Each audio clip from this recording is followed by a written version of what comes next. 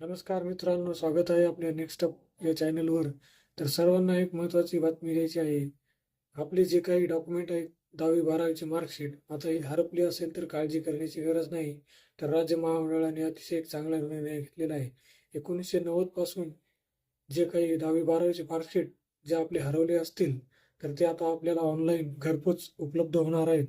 राज्य महामंडळाने एक आधार संलग्न मोबाईल नंबर OTP द्वारे एक OTP द्वारे अर्ज करायचा आहे आपल्याला व तो अर्ज केल्यानंतर आपल्याला स्पीड पोस्टद्वारे आपली मार्कशीट 10वी किंवा 12वीची असो ही जर हरवली असेल तर ती आपल्या घरपोच मिळणार आहे.